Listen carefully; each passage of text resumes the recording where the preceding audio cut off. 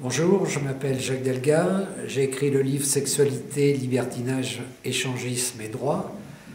Les raisons résultent de l'actualité et du fait que le droit de la sexualité est très mal connu aujourd'hui en France, y compris parfois par les juristes. Alors le problème essentiel qui se pose, c'est de savoir ce qu'il en est. La sexualité, ou plus précisément le droit de la sexualité aujourd'hui est nouveau dans la mesure où l'orientation est dessinée par la Cour européenne des droits de l'homme.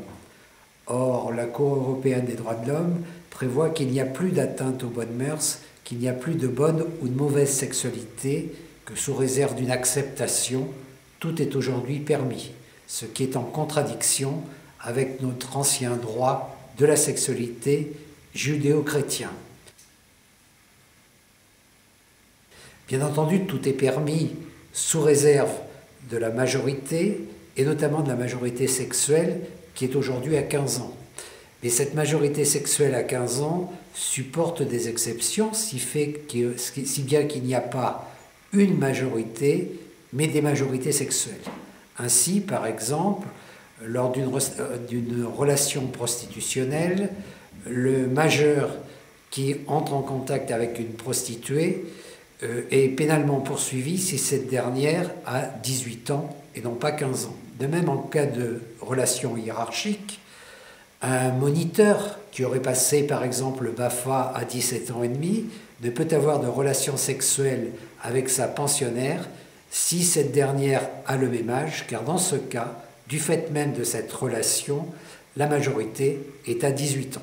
Il n'y a donc pas une majorité sexuelle à 15 ans, encore une fois, mais des majorités sexuelles.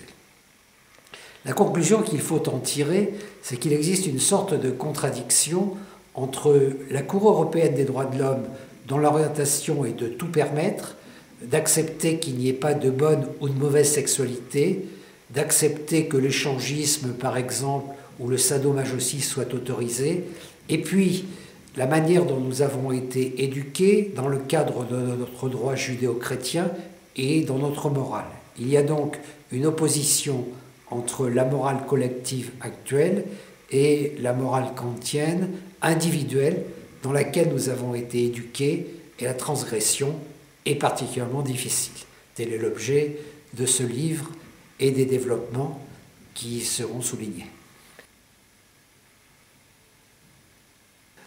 Dans mon livre, je mets en relief, d'une part, la libre sexualité. Je souligne quand même ce qui est interdit, et notamment les relations avec les mineurs ou les relations non acceptées, telles que le viol ou les agressions sexuelles. Je mets en relief ce qu'il en est aussi des clubs échangistes.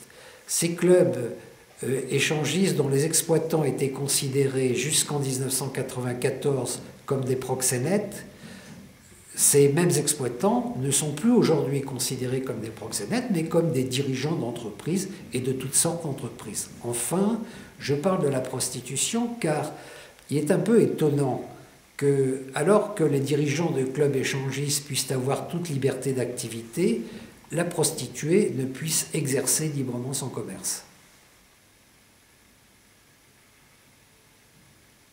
Dans l'affaire DSK, l'affaire est trouble dans la mesure où il y a un cas où visiblement il y a un abus de droit, c'est-à-dire une non-acceptation de la personne, et puis dans l'autre cas, dans le cadre de l'échangisme, tout était accepté entre adultes consentants, et notre morale actuelle ne pouvait pas s'opposer, notre morale collective actuelle dépendant de la Cour européenne des droits de l'homme, ne pouvait pas s'opposer à une telle orientation. J'aurais aimé que ce soit traité de cette manière par les journalistes. Alors, le mariage gay existe dans d'autres pays. À partir du moment où une proposition de loi ou même une loi sera établie, il n'y a rien d'illégal dans le cadre du mariage gay. C'est en discussion. Certains pays et un certain nombre relativement important de pays ont accepté le mariage gay. Aujourd'hui en France, des interrogations se posent. Simplement, la rapidité avec laquelle la proposition a été faite peut être choquer, mais ne fallait-il pas une telle rapidité pour faire accepter quelque chose qui est proche sans doute de la Cour européenne des droits de l'homme, mais un peu éloigné de notre morale judéo-chrétienne.